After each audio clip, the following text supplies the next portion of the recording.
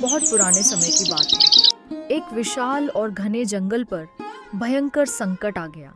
लगातार 60 महीनों तक बारिश नहीं हुई। आसमान बिल्कुल सूना था और जंगल की सबसे बड़ी नदी सूखकर गहरी दरारों वाली बंजर जमीन में बदल गई थी। हाय, यह मेरे साथ कैसी विपत्ति आ गई। 3 दिनों से मेरे पेट में खाने का एक निवाला तक नहीं गया। इस भीषण सूखे ने जंगल के हर जानवर को इतना सतर्क कर दिया है कि कोई भी मेरे हाथ नहीं लग रहा। अगर आज भी शिकार नहीं मिला तो शायद भूख ही मेरी ताकत छीन लेगी। निराश होकर भेड़िया काली जंगल के एक शांत और वीरान इलाके की ओर बढ़ने लगा। काफी दूर चलने के बाद वह एक ऐसी जगह पहुंचा जहां वर्षों पहले एक साधु तपस्या किया करता था। अब वहां केवल टूटे फूटे अवशेष और बीते समय के कुछ निशान ही बाकी थे। तभी उसकी नजर राख के छोटे ढेर, बिखरी हुई रुद्राक्ष की मालाओं और एक पुरानी फटी हुई चादर पर जा टिकी। वाह, लगता है आज किस्मत मेरे साथ है। ये सामान किसी पुराने साधु का मालूम पड़ता है।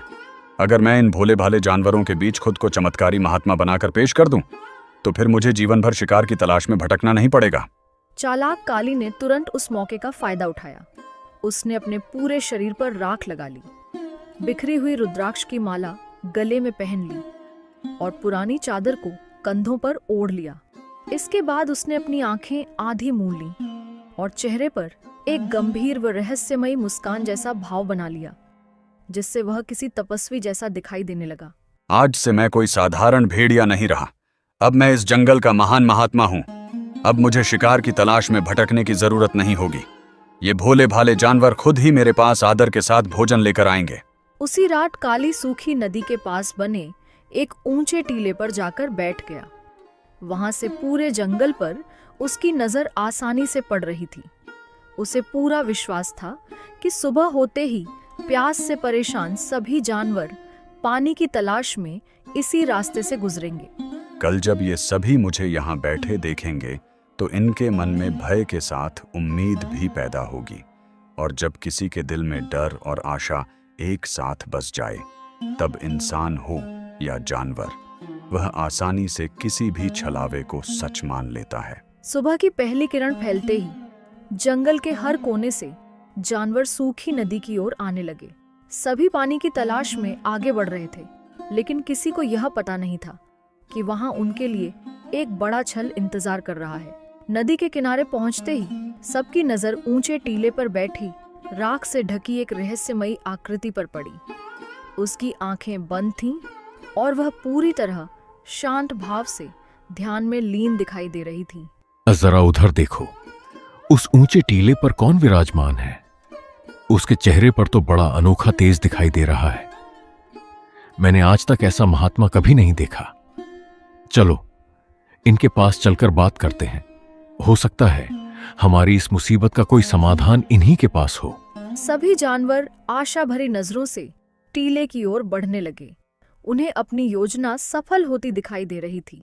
काली मन ही मन बेहद खुश था, लेकिन बाहर से उसने खुद को पूरी तरह शांत, गंभीर और ध्यान मग्न महात्मा की तरह बनाए रखा।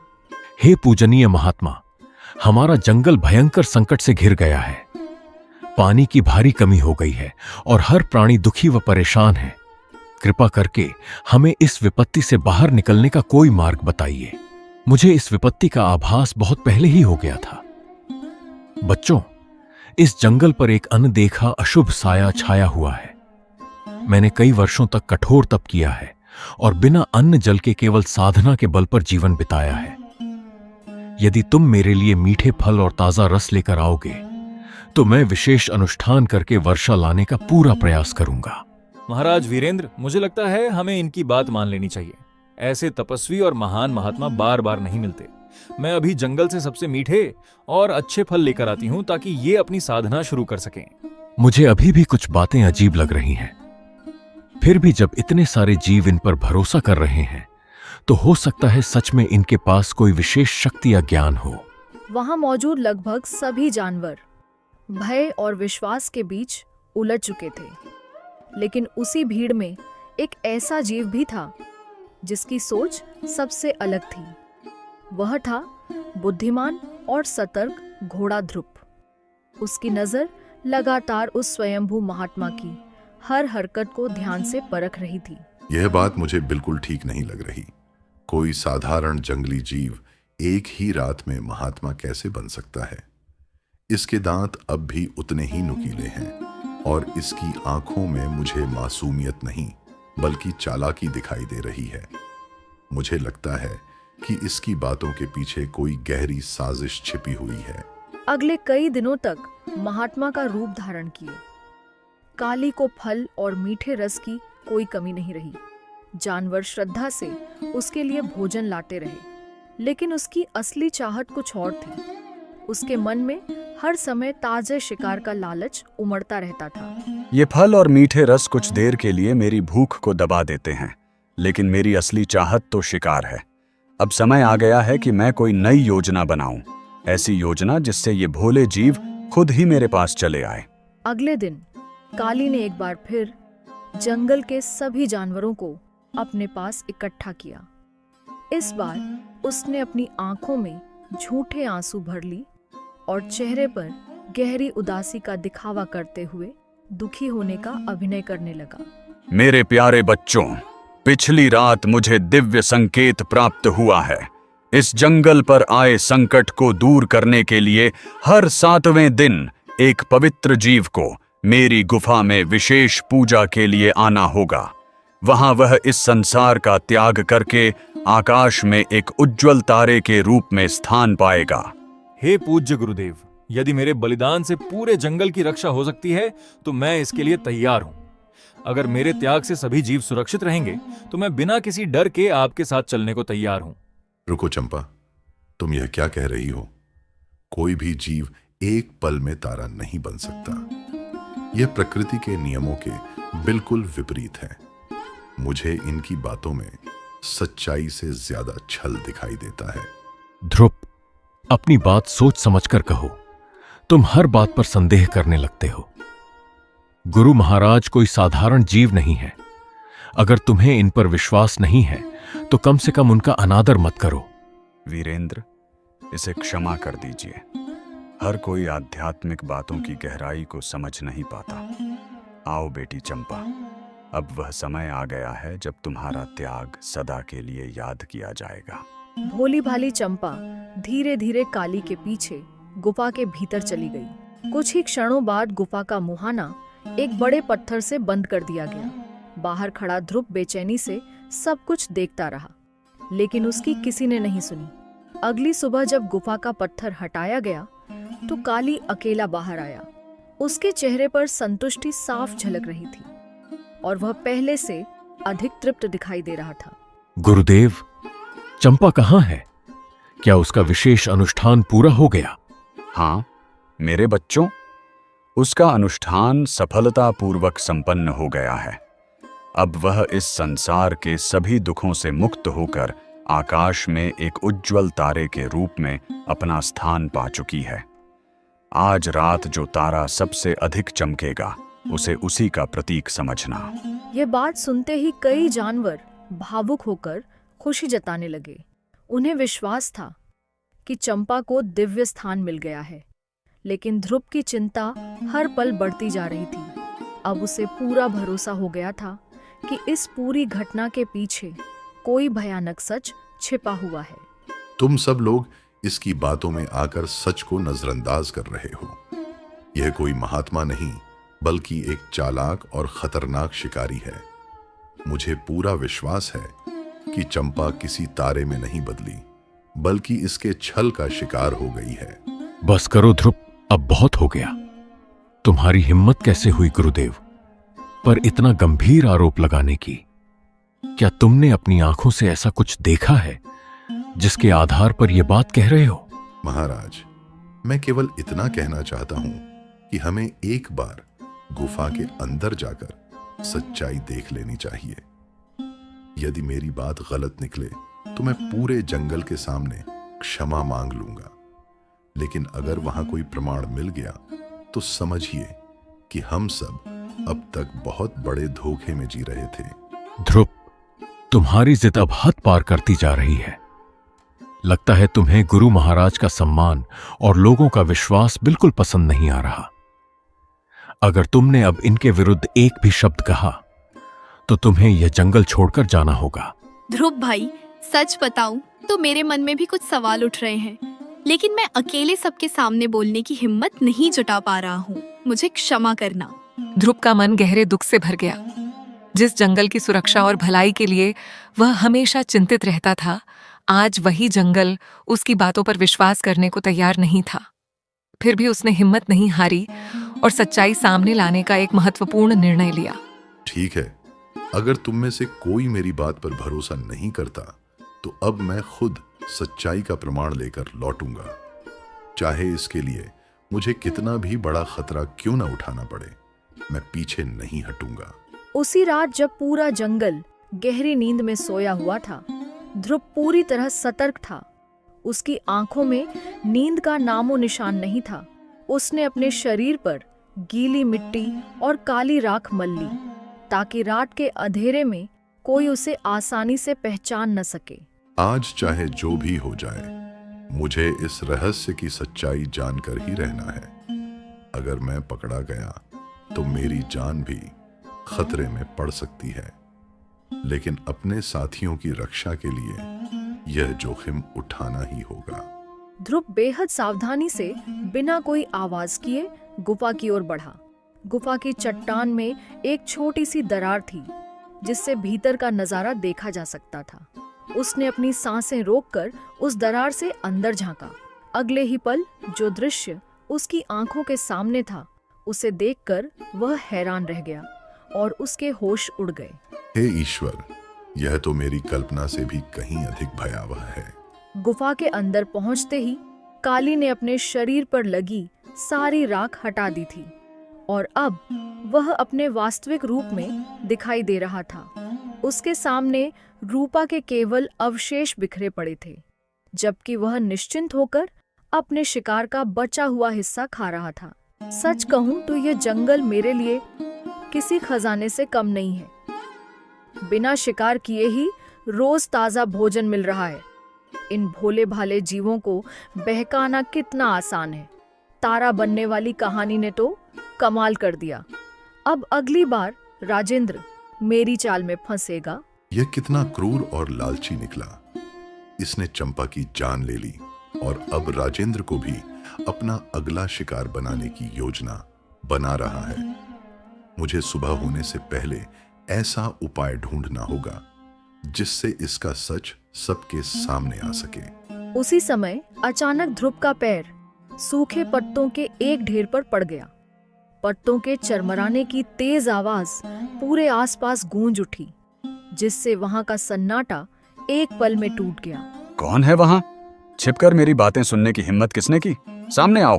गुस्से से भरा काली गुफा से बाहर आया और चारों तरफ नजर दौड़ाने लगा। ध्रुव का दिल तेजी से धड़कने लगा, इसलिए वह तुरंत एक बड़े चट्टान के पीछे छिप गया। काली धीरे धीरे उसी ओर बढ़ने लगा जहां ध्रुव छिपा हुआ था। ऐसा लग रहा था कि अब ध्रुव का पकड़ा जाना तय है। तभी अचानक तेज हवा का झोंका आया और पास के पेड़ की सूखी टहनी टूटकर काली के सामने आ गिरी। अरे, ये तो केवल एक सूखी हुई टहनी थी। लगता है मैं बिना वजह ही घबरा गया था। काली फिर से गुफा के अंदर चला गया।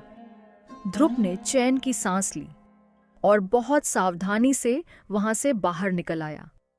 जंगल की ओर लौटते समय रास्ते में उसकी नजर एक ऊंची डाल पर बैठी उस चिड़िया पर पड़ी, जो हमेशा ऊपर से पूरे जंगल की गतिविधियों पर नजर रखती थी।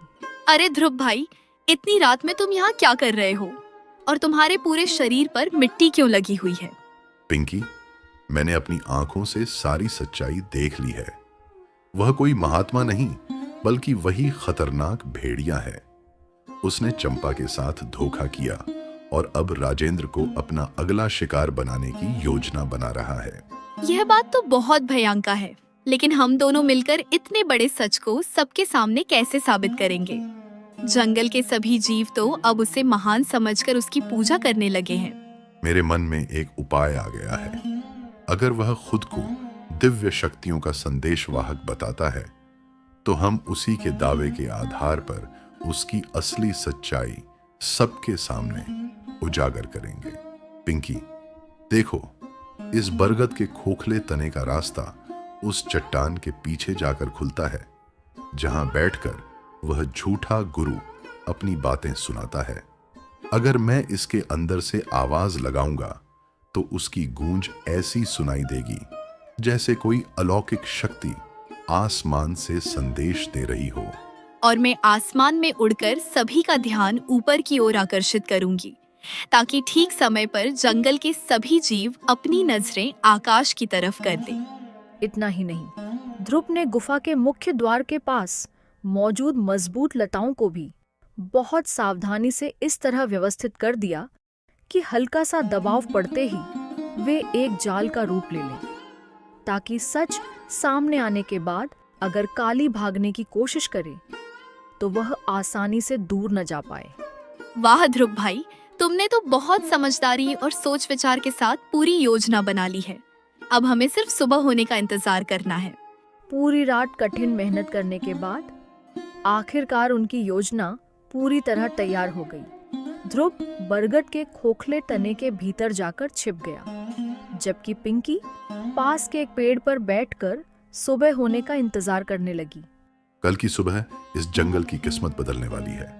अब छल को उसी की चाल से जवाब देने का समय आ गया है। धीरे धीरे रात समाप्त हुई और सूरज की पहली किरण निकलते ही सभी जानवर फिर से उस टीले के पास इकट्ठा हो गए। काली हमेशा की तरह अपने शरीर पर राख लगाए, आंखें बंद किए हुए शांत मुद्रा में बैठा था। गुरुदेव, मेरे लिए इससे बड़ा सम्मान और क्या होगा। यदि मेरे जाने से पूरे जंगल का भला हो सकता है तो मैं बिना किसी संकोच के आपके साथ चलने के लिए तैयार हूँ। जैसे ही काली राजेंद्र को अपने साथ लेकर आगे बढ़ने लगा, तभी पिंकी आसमान में तेजी से उड़ते हुए गोल गोल चक्कर लगाने लगी और जोर से आवाज करने लगी। सब लोग ऊपर आसमान की ओर देखो, वहाँ कुछ अनोखा दिखाई दे रहा है। लगता है यह किसी विशेष शक्ति का संकेत हो सकता है। उसकी पुकार सुनकर जंगल के सभी जानवरों की नजरें आसमान की ओर उठ गईं। तभी उसी पल पुराने बरगद के खोखले तने के अंदर से एक गंभीर और गहरी आवाज निकलकर पूरे जंगल में गूंजने लगी। ठहर जाओ राजेंद्र, आगे मत बढ़ो। हे जंगल के मासूम साथियों, जिसे तुम अपना उद्धारकर्ता मान रहे हो, वो असल में वैसा नहीं है जैसा वह दिखावा कर रहा है। अगर यह सच में कोई महान संत है तो इसे अपनी सच्चाई साबित करने की परीक्षा देनी होगी। यह आवाज कहां से आ रही है? कहीं यह कोई छल या धोखे की चाल तो नहीं है? यह कोई चाल नहीं है राजेंद्र, मेरा कहना मानो और इस झूठे महात्मा पर तुरंत पवित्र जल छिड़को। अगर यह सच में संत है तो इस जल का इस पर कोई असर नहीं होगा, लेकिन यदि यह केवल दिखावा कर रहा है तो इसकी असली सच्चाई सबके सामने आ जाएगी। जैसा आपने कहा, मैं वैसा ही करता हूं। राजेंद्र तुरंत ही पानी से भरे हुए 2 बड़े घड़े लेकर वहां पहुंच गया। नहीं, ठहरो, ऐसा मत करो। मेरी सारी तपस्या और मेहनत व्यर्थ हो जाएगी। मुझे यहाँ से जाने दो। यदि आप वास्तव में सच्चे हैं तो आपको किसी भी बात से भयभीत होने की आवश्यकता नहीं है। राजेंद्र ने तुरंत बिना समय गंवाए सारा पानी काली पर डाल दिया। जैसे ही पानी उसके शरीर पर गिरा, राख की परत धीरे धीरे हटने लगी और कुछ ही क्षणों में उसका असली रूप सभी के सामने दिखाई देने लगा। हे ईश्वर, ये तो वही डरावना भेड़िया निकला। इसका अर्थ है कि ध्रुव की कही हुई बात बिल्कुल सही थी। सच्चाई उजागर होते ही काली घबराकर गुफा की तरफ भागने लगा, लेकिन जैसे ही उसने तेजी से आगे बढ़ने की कोशिश की, उसके पैर ध्रुव द्वारा लगाई गई मजबूत लताओं में फंस गए और वह लड़खड़ाकर जमीन पर गिर गया। ये मेरे साथ क्या हो गया? कोई मुझे यहाँ से बाहर निकालो। महाराज, यह किसी दिव्य शक्ति की आवाज नहीं थी। वह आवाज मेरी ही थी। जब मैंने पहले सच बताने की कोशिश की तो किसी ने मेरी बात पर विश्वास नहीं किया। इसलिए सच्चाई सबके सामने लाने के लिए मुझे यह तरीका अपनाना पड़ा। ध्रुव, हमने तुम्हारी बातों को गलत समझ लिया था। मैं रात के समय इसकी गुफा तक पहुंचा था। वहां मैंने अपनी आंखों से सच्चाई देखी और इसका असली रूप पहचान लिया। यह हमारी मजबूरी का फायदा उठाकर हमें ही अपना शिकार बनाने की योजना बना रहा था। मुझे क्षमा कर दो। मेरी लालच और भूख ने मुझे गलत रास्ते पर चला दिया। कृपया मुझे अपनी गलती सुधारने का एक अवसर दे दो। अब तुम्हारे लिए हमारे मन में कोई सहानुभूति नहीं है। तुमने हमारे विश्वास और भावनाओं को ठेस पहुंचाकर बहुत बड़ा छल किया है। राजेंद्र ने तुरंत काली को पकड़ लिया और उसे जंगल की सीमा से बहुत दूर छोड़ आया। उस घटना के बाद काली ने दोबारा उस जंगल में कदम रखने की हिम्मत नहीं की। ध्रुव, मुझे क्षमा कर दो। मैंने तुम्हारी बातों को समझे बिना ही तुम्हारे ऊपर शक किया और तुम्हें गलत मान लिया। उस घटना के बाद पूरे जंगल के जीवों ने एक बड़ी सीख ली कि बिना जांचे पर